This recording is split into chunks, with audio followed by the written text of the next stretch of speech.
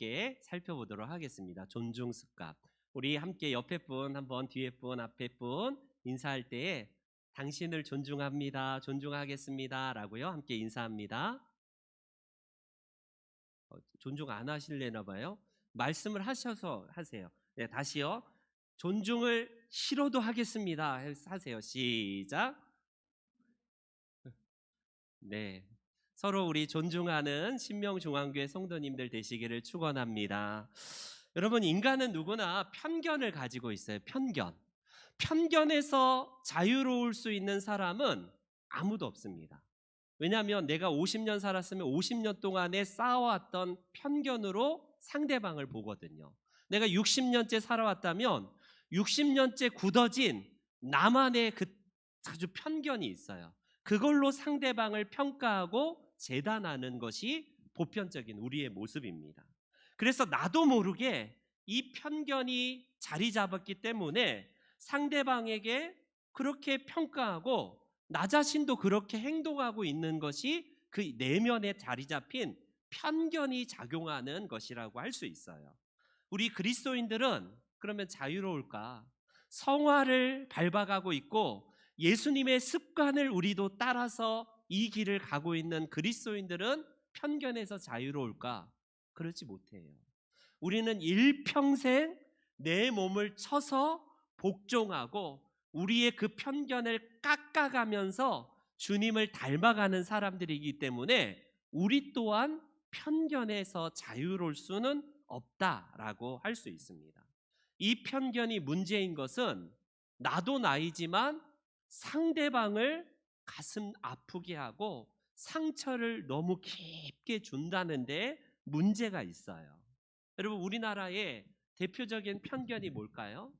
우리나라 사람의 아주 특별하고 보편적인 이 극복하기 힘든 편견 중에 하나가 바로 지역적 편견입니다. 야, 어디 지역 사람 상종하지도 마. 그 인간들은 원래 그런 놈들이 하면서 어느 지역을 이렇다라고 그냥 판단하고 아예 도매금으로 넘어가는 경우가 있어요. 그 지역 사람은 원래 그러니까 그 지역 사람 원래 그래. 이렇게 해서 내가 가진 그 지역적인 특색이 아닌 편견을 가지고 상대방을 도매금으로 넘기는 경우가 있어요. 그분이 가진 여러 특성 중에 하나일 수가 있는데 그 출신지 하나로 그 사람의 인격과 그 사람의 능력을 완전히 다 그냥 깡그리 무시해버리는 이게 대표적인 지역적인 편견입니다. 저도 인천에서 목회한다니까 목사님들이 뭐라, 인천 사람들 짠물, 아우 짠물, 인천 짜, 이렇게 그냥 아예 그냥 인천이라고 하니까 짜다라고 이렇게 얘기하더라고요. 왜 그럴까요? 여러분, 그게 바로 우리가 가진 지역적인 어떤 그런 편견 때문에 그래요. 비행기로 1시간도 안 걸리는 이 조그만 이 한반도 땅에서 이렇게 많은 편견과 지방색이 자리하고 있는 나라는 많이 없는 것 같습니다. 여러분, 예수님 시대에도 이 지역적인 편견이 있었다는 사실을 아시죠? 예수님이 저 북쪽, 쉽게 말하면 제일 소외된 가난한 동네인 저 갈릴리 지방 사람은 상종도 안 해요. 잘 소위 말하는 오늘날 강남 8학군처럼 막 분당, 막 부자 동네였던 그 예루살렘 저 남유다 출신이 아니라 저 북쪽 출신 사람은 그쪽 출신 때문에 배척당하고 거부당하기가 일쑤입니다. 예수님을 무작정 거부하는 거, 아이고 그 돈동네 나사렛에서 무슨 선한 것이 나올 수 있느냐라고 하면서 지역적인 편견으로 사람을 그렇게 판단하는 경우가 있다는 거예요. 아직도 우리나라는 선거 때만 되면 이 지역적인 편견을 부추겨서 어떻게 해요? 이용하는 사람들이 여전히 많은 것을 보면요, 여러분, 우리나라가 참 극복하기 어려운 그런 지역적인 편견입니다. 정치적인 편견은 어때요? 내가 가진 정치적인 해석의 틀로 상대방을 무조건 정죄하는 이런 시각이 바로 이 정치적인 편견입니다. 국민의힘을 찍은 사람은 무조건 꼴통 보수, 꼴통 보수들이야, 이렇게 판단해버리고, 민주당을 찍은 사람은 무조건 저놈들 종북 잡바놈들이야, 종북 좌파놈들이기 때문에 저놈들하고 상종하지 마. 이렇게 해서 내가 가진 어떤 정치적인 색깔로 인하여서 상대방에게 평양적인 시각으로 그렇게 인간 기초를 하는, 이해를 기초로 하는 사람들을 만나게 됩니다. 여러분, 교회 안에서조차도 이 정치적인 편견에서 제일 자유롭지 못해요. 지역적인 편견은 그래도 극복이 됩니다. 친해지고. 근데 정치적인 색깔로 교회 안에서 양분이 되고 서로 정죄하는 것도 이게 우리나라가 가진 아주 정치적인 이 편견에서 자유롭지 못한 거예요. 한간에는 어디 지역 목사님은 어디 지역 출신은 아예 부교육자로 사용하지 않는 경우도 있어요. 지금도. 나는 어디 지역 사람이니까 어디 지역만 우리 교회 부교육자로만 뽑겠다. 이런 분들이 여전히 있다니까요. 이게 지역적이고 정치적인 편견에 따라서 여러분 사용하는 우리가 가진 시각이에요. 여러분, 그 외에도 얼마나 많습니까? 지금은 많이 나아졌어요. 단일 민족, 우리 한민족은 단일 민족이야. 이걸 강조하다 보니까 어때요? 동남아시아에서나 저 외노자들, 외국인 근로자들에 대해서 배관시하고 굉장히 그렇게 천시 여기는 경향이 있습니다. 유럽 사람들이나 미국 사람들한테는 그런 시각을 갖지 않아요. 이 동남아시아 사람이나 심지어 우리 가까운 우리 북한 동포나 우리 조선족에게 대해서도 그런 시각으로 편견을 가지고 대하는 경우가 많지 않습니까? 우리가 가진 이 지역적이고 이런 어떤 편견이 상당히 자리하고 있어요. 여성에 대한 편견도 많이 극복되었다고 하지만 여전히 여성에 대한 편견도 많이 자리하고 있습니다. 여자애들이 트럭이나 뭐 로봇 갖고 놓으면 야, 안 돼. 남자애들이 인형 가지고 놓으면 뭐 고추 떨어지려고 그걸 갖고 노냐 하면서 그렇게 여러분 이런 편견을 가지고 아이들을 대할 때가 있어요. 그중에 오늘 장애인 주일인데 장애인에 대한 편견은 어떻습니까? 장애인에 대한 편견. 제가 진주에서 사역할 때 보니까 깜짝 놀랄 일이 많아요. 저희 집사람이 아침에 아침 시장에 가서 뭘 물어봤는데 안 사고 가면 침을 뱉고 막 소금을 뿌리더라고요. 그래서 깜짝 놀란 일이 있어요. 그게 왜 그러냐면 첫 손님이 여자가 만약에 그 물건을 안 사고 물건만 물어보고 안 사면 뭐 그날 하루에 이게 장사가 안 된다는 그런 것 때문인 것 같아요. 이게 자리하고 있는 것이 여전히 오늘날에 있어요. 장애인들도 마찬가지 아닙니까? 옛날에, 지금은 그런 게 거의 없어졌지만 이런 눈먼 맹인들을 보면서도 재수 없어 하면서 하루 오늘 재수가 그냥 팔자가 사납겠구나 이렇게 아예 대놓고 얘기했던 시대입니다. 목사님 저거 좀 꺼주세요. 너무 덥습니다. 네. 그리고 몸이 불편한 사람을 보고 여러분 지금도 그들을 희화하면서 얘기하는 게 병신이라는 단어를 쓰지 않아야 되는데 그 단어를 사용하고 있는 가슴 아픈 것이 오늘날에 있어요. 장애인 시설이 들어오면 집값 떨어진다, 집값 내려간다라고 해서 단체로 나와서 시위를 해요. 그 부모들이 나와서 무릎 꿇고 사정하는 모습을 우리는 TV에서 전 국민이 보았지 않습니까? 장애인 시설이 아예 혐오 시설로 흉하다, 재수없다, 집값 내려간다는 이유로 여전히 사람들에게 거부받고 있는 이것들이 바로 장애인에 대한 편견이 아니겠어요? 그렇기 때문에 많은 편견이 자리해요. 그 외에 혈액형에 대한 편견은 어떻습니까? 제가 B형이거든요. B형이라고 그러니까 어떤 분이 이거 지지지구나. 지지지가 뭔지 알아요? 지랄이래요. 지랄. 뭐 ABC, 뭐 무슨 이미지, 뭐 여러 가지 있는데 여러분 이런 혈액형들은 거의 미신급입니다. 어떤 사람이 가진 특성의 일부를 가지고 이런 혈액형을 가진 사람은 이렇다라고 정죄하고 그냥 정의하는 것은 이건 우리 성경적이지도 않고 이거는 학문적인 것도 아니에요. 일본과 우리나라만 맹신하고 있는 독특한 편견 중에 하나가 혈액형에 대한 편견입니다. 세대에 대한 편견, 외모에 대한 편견, 뭔가 기업에 대한 편견, 노동자에 대한 편견, 이루 헤아릴 수 없이 많은 편견이 자리하고 있어요. 교회는 교회대로 타 교단에 대한 편견이 있습니다. 저희 특별히 대한예수교 장로회 합동 측은 보수교단, 장자교단을 외치어서 그런지 몰라도 타교란에 대해서 유난히 편견이 좀 심한 곳이 우리 합동측이라고 할 수 있어요. 여러분, 이런 위의 대상의 어떤 편견의 대상들을 보면 여러분 그 사람들이 어떤 부유층이나 무슨 대인들이나 이런 분들이 아니라 성경에서 말하는 작은 자들, 소자들이 대부분 주축을 이룰 겁니다. 이들은 예수님께서 주로 말씀하신 소자들, 작은 자에 대한 부분들을 지칭할 때 쓰여지는 이런 대상들이 바로 이런 편견의 대상들일 거예요. 근데 예수님은 사회적으로 소외받고 그렇게 여러 가지로 버림받은 이런 사람들이 작은 자라고 지칭하게 되는데 예수님은 이런 작은 자들을 어떻게 대하십니까? 당신과 동일시하세요. 동일시하세요.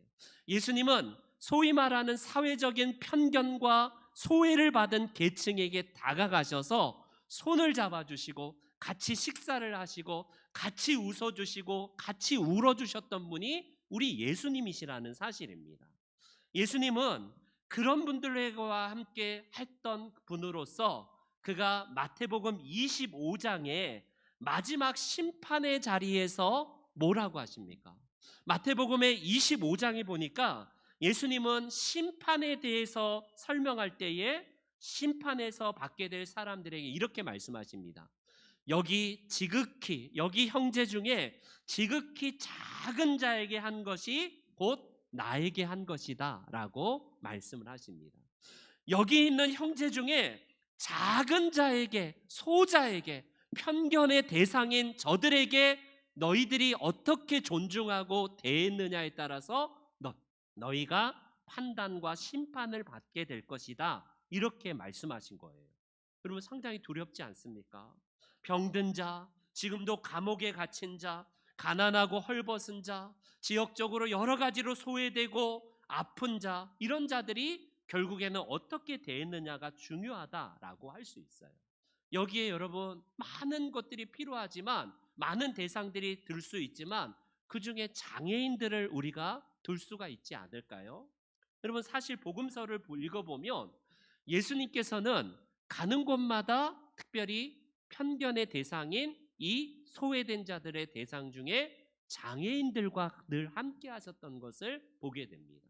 많은 병자들 중에 장애인들이 있는데 그들과 함께 울고 웃으셨으며 그들을 치유하셨고요. 그들과 함께 손을 잡아주셨던 분이 우리 예수님이세요. 그렇기 때문에 그분의 습관은 뭐였냐면요. 늘 장애인들을 편견을 가지지 아니하고 늘 존중하는 마음을 가지셨어요. 그들이 어리다고 해서 함부로 대하거나 무시하지도 않았습니다. 그들이 사회적인 약자라고 해서 그들을 차별하지도 않고 동일하게 예수님은 그들을 존귀하게 여기시고 존중히 여기셨다라고 성경은 말씀하고 있어요. 이게 예수님의 습관입니다. 이게 예수님께서 그분의 신앙과 더불어서 사람들을 대하셨던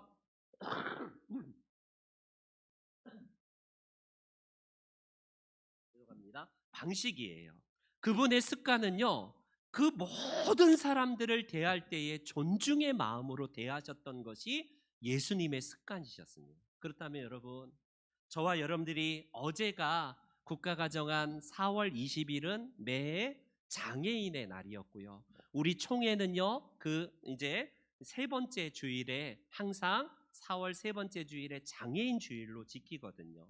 이 본문에 나타난 한 장애인을 대하시는 예수님의 그분의 존중과 그분의 사랑의 마음이 어떤지를 우리가 함께 나눔을 통하여서 이 시간 장애인 주일에 존중하셨던 예수님의 그 습관을 따라서 저와 여러분들도 어떻게 이 존중을 배워갈지를 함께 살펴보기를 원합니다. 먼저 예수님은요, 이 장애인에 대한 편견을 극복하셨던, 그래서 우리 보고 극복하기를 원하시는 모습을 성경은 보여주고 있습니다. 어느 날 그날도 제자들과 함께 예수님께서 길을 가시다가 1절에 의하면 예수님이 서셔서 이 장애인, 한 시각장애인이 있는 것을 보십니다. 예수님께서 지난주에 우리가 살펴봤잖아요. 경청 습관. 물론 그가 소리를 지르고 저를 고쳐주세요라고 하진 않았지만 나면서 맹인된 자가 있는 것을 보신 예수님께서 제자들의 질문을 받습니다. 제자들은 지극히 편향적이고 편견적인 마음으로, 그 당시 문화적이고 종교적인 편견으로 이 질문을 예수님께 질문을 해요. 2절 말씀입니다. 한번 읽어볼게요. 시작.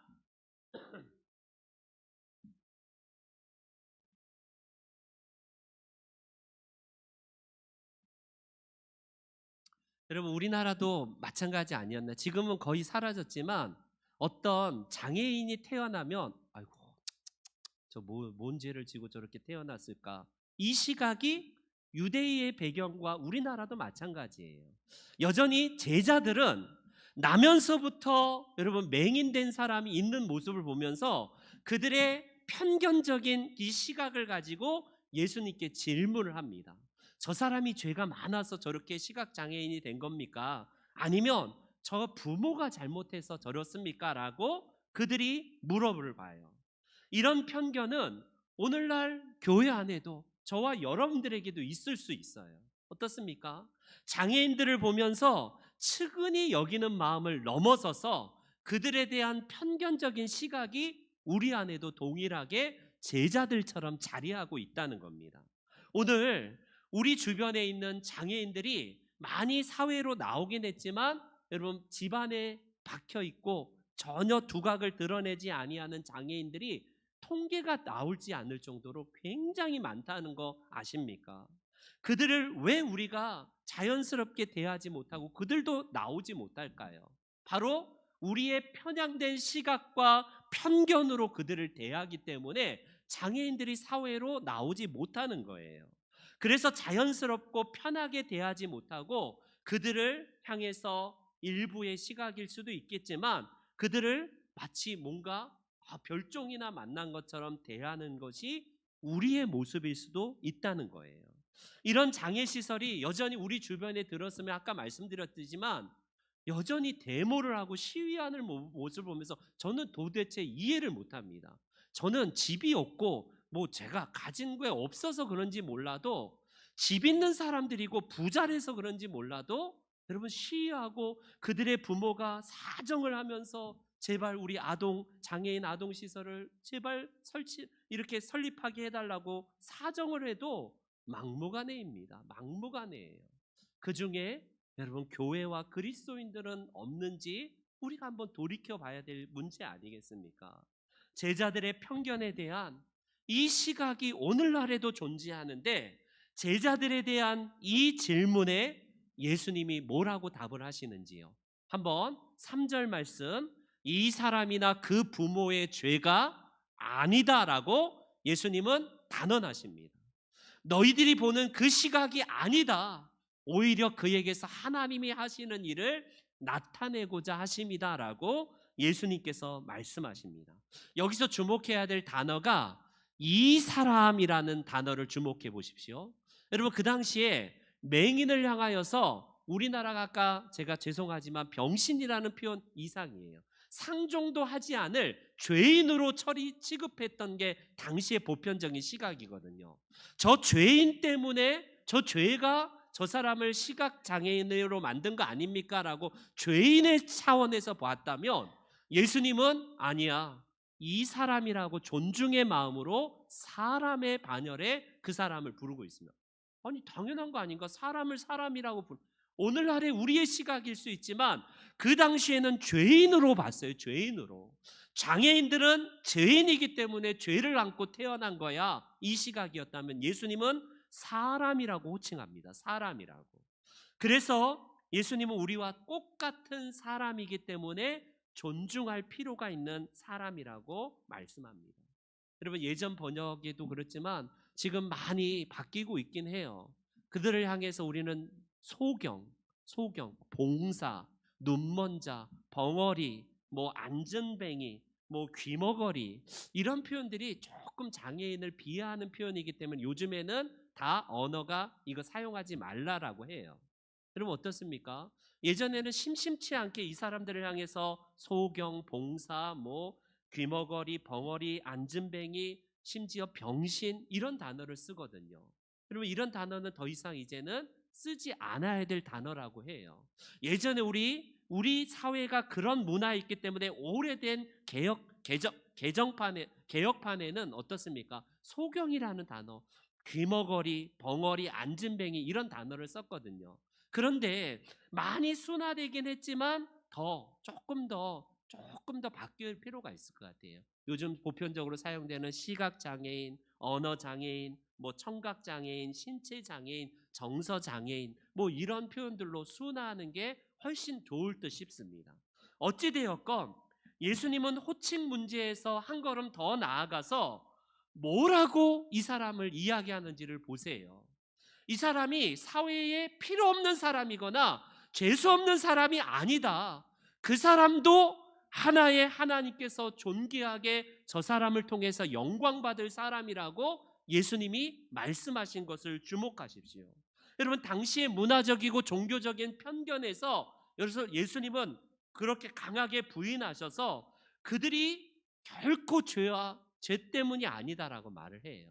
그리고 오늘날 우리는요, 물론 성경에서 죄로 인하여서 고난이 오기도 합니다. 죄로 인하여서 형벌이 있다는 거 성경은 말씀을 하세요. 그러나 모든 고난이 다 죄에서 기인된다라고 말하지 않습니다. 예컨대 욥이 죄로 인하여서 그 대가를 받는 것입니까? 그렇지 않을 수도 있다는 거예요. 그런데 대부분 시각은 뭐냐면 욥이 죄를 졌기 때문에 너 이 형벌을 받는 거야. 네 부모가 네 조상이 죄를 졌기 때문에 너 시각장애인이 된 거야. 이런 시각으로 바라본다는 겁니다. 여러분 이런 시각을 극복해야 될 이유가 여러분 단순하게 그 사람만이 아니라 우리를 위해서도 그래요. 여러분 오늘날 통계적으로 장애인들은 100명 중에 10%만 원래 선천적인 장애인으로 태어납니다. 나머지 90%, 80에서 90%는요 중도 장애예요. 중도 장애. 무슨 장애예요? 예를 들어서 오늘도 교통사고를 통해서 수없이 많은 분들이 안타깝게 장애인이 돼요. 산업재해와 노인성 질환과 병으로 인하여서 중간에 선천적으로 장애인이 아님에도 불구하고 나중에 장애인이 될 가능성이 있는 사람들이 80, 90%라니까요. 그래서 여러분 어떻습니까? 우리나라가 인구의 지금 5천만 명이라고 하면 10%가 장애자로 이렇게 장애인으로 우리가 추산을 하게 되는데 그렇다면 500만 명이에요. 500만 명. 500만 명 중에 원래는 10%만이 선천적으로 태어났지만 나머지는 어마어마하게 많은 사람들이 여러분 나중에 후천적으로 이런저런 질병과 사고로 인해서 장애인이 될 수 있다는 거예요. 그런 면에서 저와 여러분들도 예비 장애인일 수도 있다는 겁니다.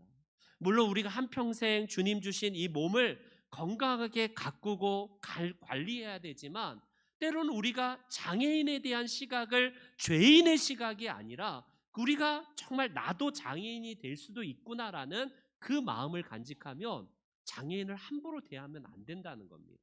그들을 예수님처럼 존중하고 사랑하고 이해하고 같이 손을 잡아주는 그런 분들로 우리가 함께 가야 될 사람이다라는 사실입니다.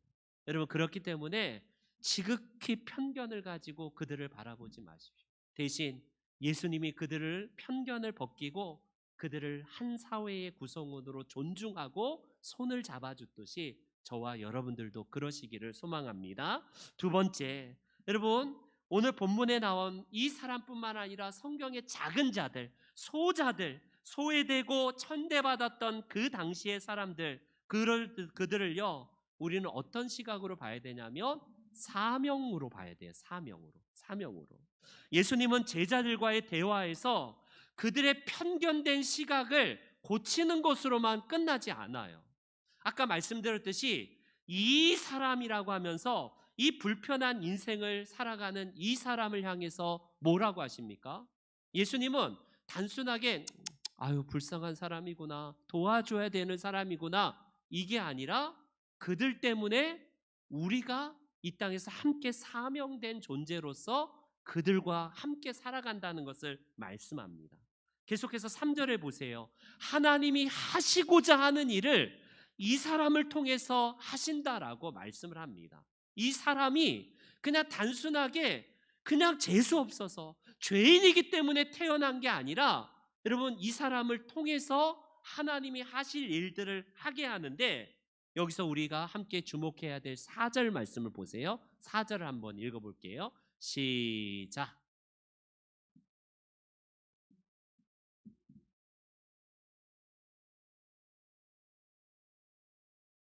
여러분, 예수님은 이건 내 일이야, 내가 할 테니까 니들은 안 해도 돼가 아니라, 이 장애인들을 섬기고 장애인들과 함께 이 일을 존중하고 사랑하는 것이 우리가 하여야 할 일이다 라고 예수님이 정의하십니다. 여기서 우리는 제자들뿐만 아니라 오늘 살고 있는 저와 여러분들에게도 동일하게 예수님이 말씀하시는 거예요. 여러분, 장애인들은 그냥 국가에서 도와주는 일이고, 그냥 일부의 돈 많은 사람, 여유로운 사람들만 존중하고 사랑하면 돼. 나는 내 코가 석잘해서 아니야. 그게 아니라 본질이에요, 본질. 이 낮고 천한 소외받은 자들, 그중에 오늘 장애인들을 우리는 어떻게 대해야 되냐면, 그들을 사랑하고 존중하는 것이 우리가 하여야 할 일이다라고 예수님이 말씀하십니다. 우리가 하여야 할 일.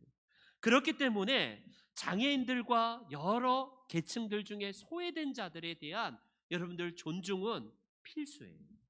오늘 야고보서 기자가 그러지 않습니까? 교회 안에 아주 멋지게 차려입고 고위층이 왔어요. 그러면 천 목사가 막 버선발로 뛰어나가서 어이구 오셨어요, 오셨어요, 여기 앉으세요, 좋은 자리에 앉으세요, 이럴 겁니다.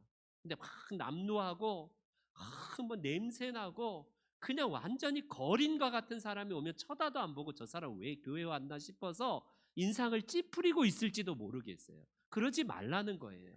예수님은 그들을 소외되고 낮은 자들과 함께 존중하고 사랑하는 것이 우리가 해야 될 사명이라고 말씀하시는 거예요. 여러분, 우리는 가장 큰 사명을 뭐라고 성경에서 말하면 전도라고 보통 얘기합니다. 전도. 그래서 영어에서 위대한 명령이라고 하거든요. Great Commission이라고 하는데, 예수님께서 이 땅에 우리에게 맡기신 최고의 임무, 그 사명은 Great Commission, 가장 위대한 사명은 보통 전도예요. 그래서 땅끝까지 이르러 너희가 내 증인이 되리라 하면서 가면서 전도하라라고 말씀하신 것이 위대한 사명인데, 우리가 하나는 놓치고 있어요. 예수님이 우리에게 주신 가장 위대한 사명과 더불어서 또 하나의 위대한 계명이 뭘까요? 그걸 Great Commitment라고 하는데요. 이게 바로 이웃을 사랑하는 거예요. 이웃. 너희가 서로 사랑하라 라고 하면서 내 이웃 사랑하기를 너의 몸처럼 하라는 것이 가장 큰 계명이에요. 계명. 여러분, 가장 큰 명령은 전도이지만 가장 큰 계명은 뭐냐면 이웃을 섬기고 사랑하고 존중하는 것이에요. 이게 성경이 같이 가는 겁니다. 그렇기 때문에 우리에게 있어서 오늘날 주변에 많은 천대받은 자들, 특별히 오늘 장애인 주일이기 때문에 장애인들을 여러분 존중하십시오. 그들을 향해서 우리의 시각으로 제한하거나 그들에 대해서 천시 여기지 말아달라는 거예요. 여러분, 갈라디아에서 보면 바울 사도가 베드로에게 뭐라고 얘기를 하냐면, 당신은 이방인의 사도로, 아니 이 유대인들의 사도로 부르심 받은 것처럼 나도 이방인의 사도로 나는 보내심을 받았다, 이렇게 말합니다. 여러분, 이방인의 사도의 대표는 바울이고, 이 본토 유대인들, 할례를 받는 유대인들의 대표는 바로 바울 사도예요. 이 두 사도가 뭐라고 하냐면, 전도를 우리가 열심히 하자. 바울 사도님, 당신은 우리 유대인들을 대상으로 사도가 된 것처럼 저는 이방인들, 할례를 받지 않은 이방인들을 향해서 전도하겠습니다, 이렇게 고백하는 내용이 나옵니다. 근데 거기서 끝나는 게 아니라 이 말씀 이후에 사도 바울이 뭐라고 2장 10절에 이야기를 하는지 보십시오. 같이 함께 읽습니다. 시작.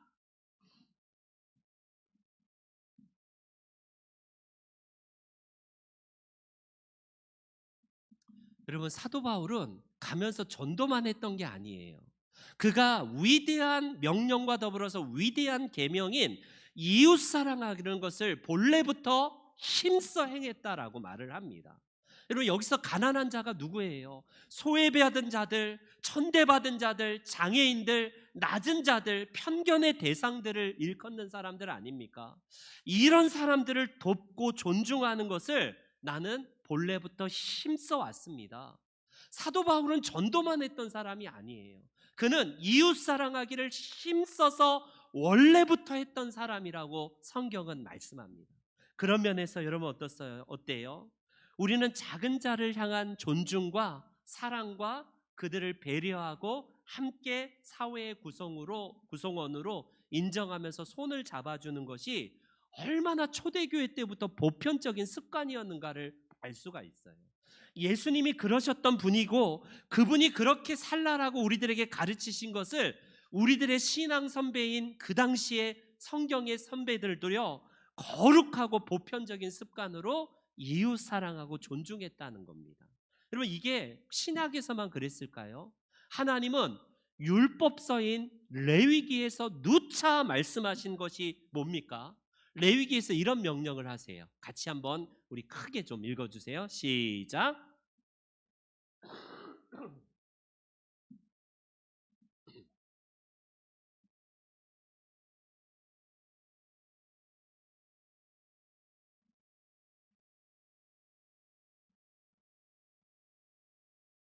하나님을 경외하는 법을 어떻게 율법서는 말씀하냐면 이웃을 존중하고 사랑하는 거예요.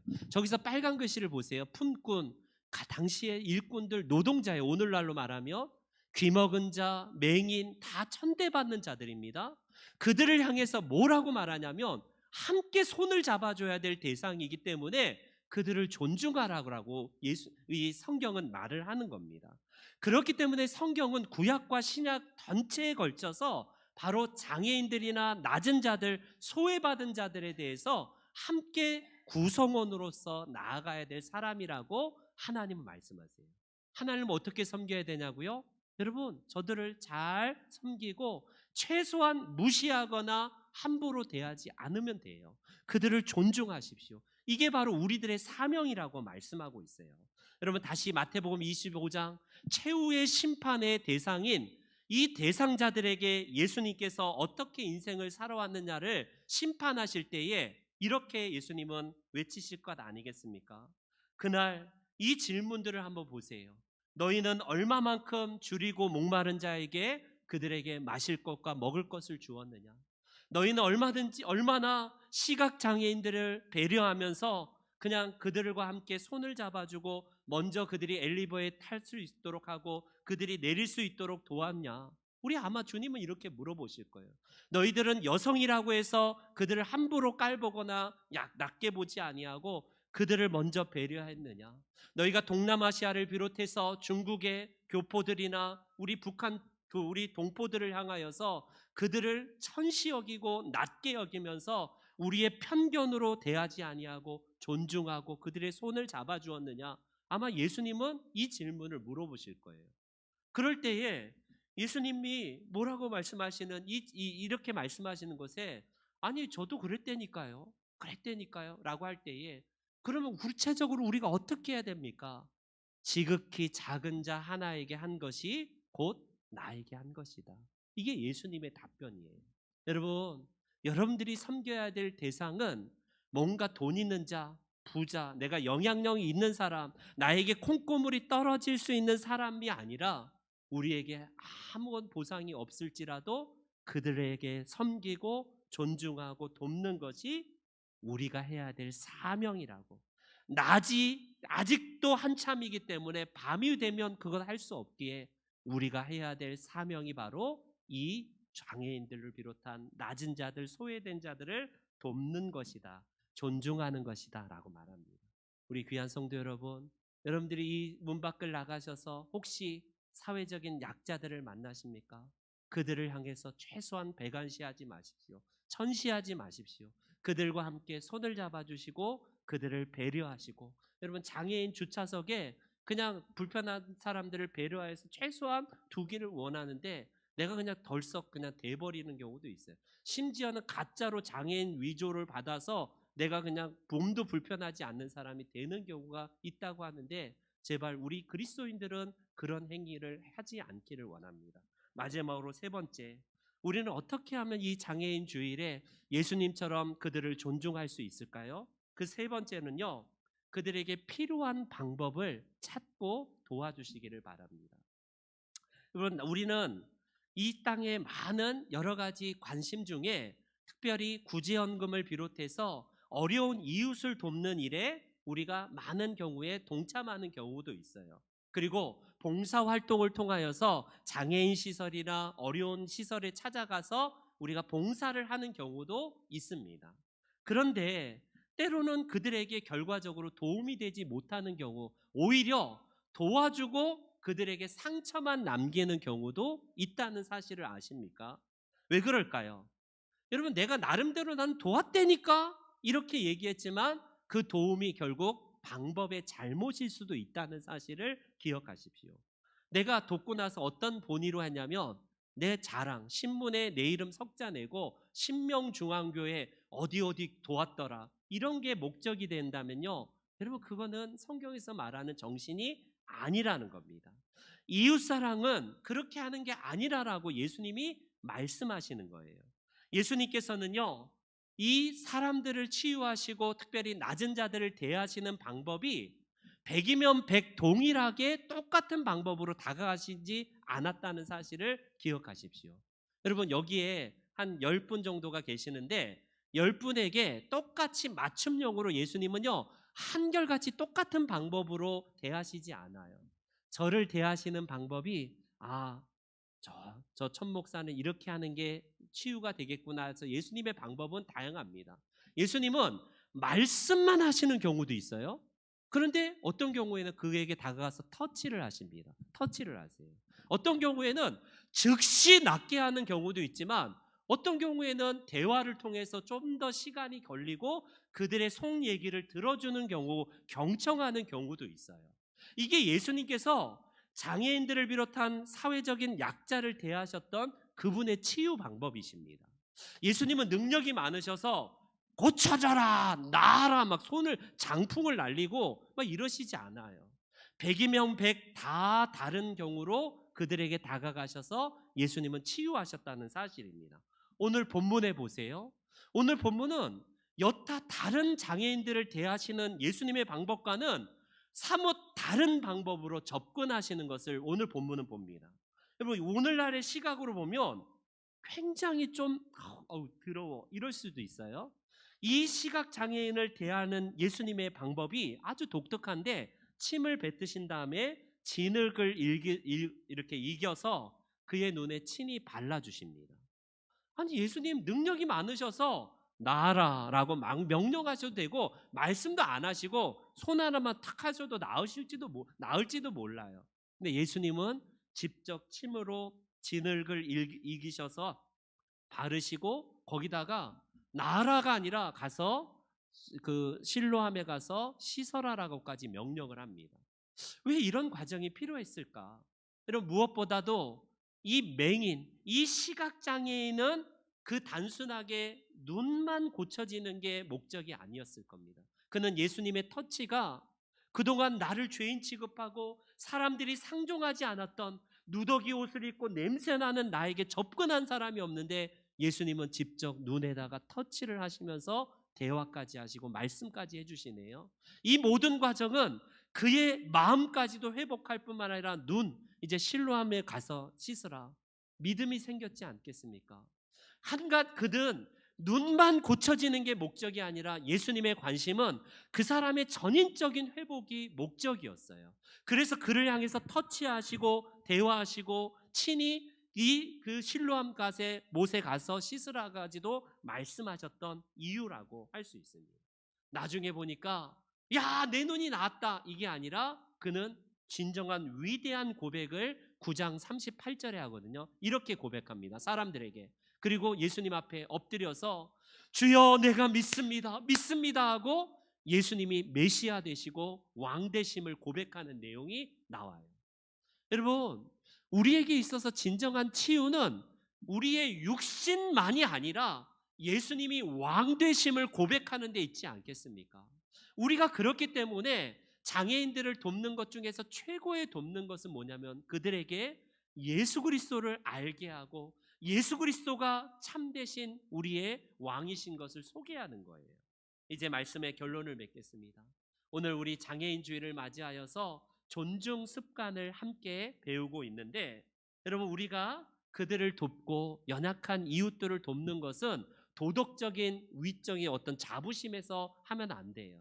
내가 영적으로 우월하고 니들보다 낫기 때문에 내가 너희를 돕는다, 이런 개념으로 하시면 안 됩니다.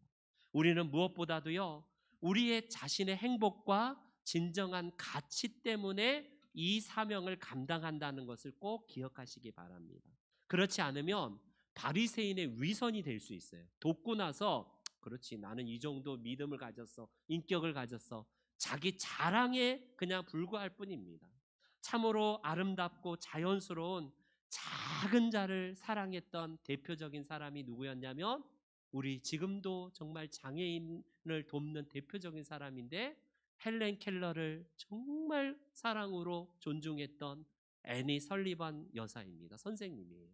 여러분, 저 맹인 시각장애인 정말 짐승 같은 아이를요, 그 워터라는 단어 하나를 알려주기 위해서 온갖 정성을 했던 그 영화를 한번 보세요.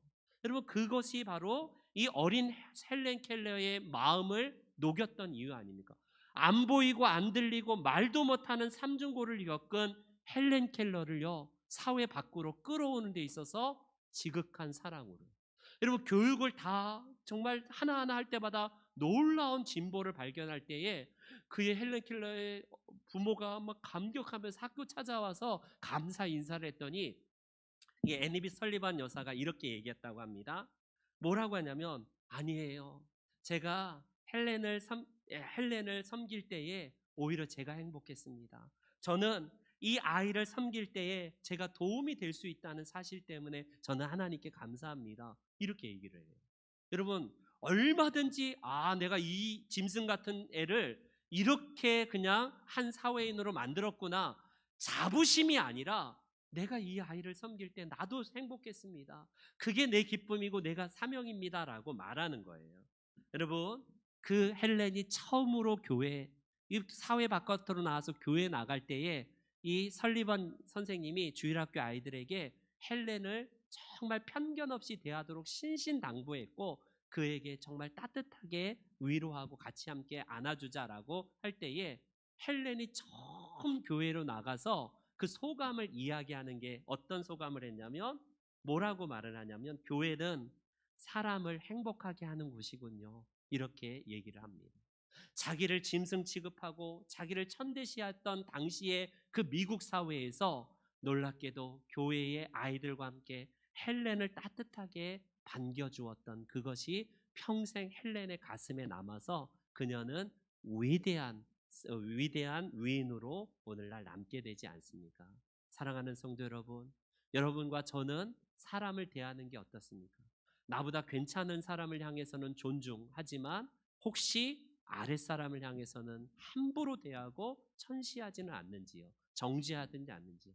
지금도 여전히 여러 편견을 가지고 대하지는 않는지요? 그 중에 특별히 장애인들을 대하는 것이 그런 모습으로 대하지 않습니까? 우리 모두가 이 애니 설리번 스승처럼요, 헬렌을 한 사회의 인격으로 존중하고 그의 손을 잡아주어서 그 동굴 안에서 바깥으로 사회로 끌어냈듯이 우리가 이곳에 있는 우리 신명중앙교회가 저는 그런 곳이 되기를 원해요. 이곳이 캄캄한 동굴이냐, 정말 아름다운 빛이 있는 행복한 곳이냐, 그거는 우리가 하기에 따라 다릅니다. 저와 여러분들이 예수님께서 존중하셨고 그들을 사랑하셨듯이 우리가 함께 살아가는 이 사회 속에서 누구나 다 편견 없이 대하여서 손을 잡아주고 존중하는 아름다운 교회, 아름다운 이 대한민국 이 사회가 되시기를 주님의 이름으로 축원합니다. 아멘. 다 같이 일어나시겠습니다. 우리 이 시간에 같이 찬송 함께 당신은 하나님의 사람 같이 찬송 드립니다. 우리 함께 옆에 분 한번 축복하면서요 같이 찬송 드립니다. 살아가는 주님의 은혜로 살아가는 당신의 모습이 참 아름다워요. 주님의 사랑을 나누어 주는 당신의 모습이 너무 아름다워요. 하나님을 감동시키고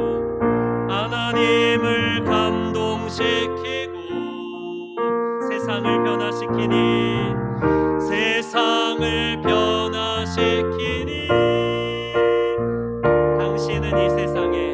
당신은 이 세상에 필요한 사람,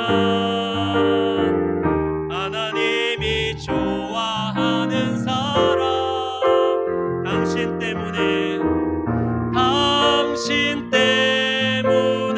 어두운 세상에 사랑으로 가득 차지요. 당신 때문에 하나님께서 더욱 영광 받으시지요. 제가 기도합니다. 자비로우신 아버지 하나님 감사합니다. 오늘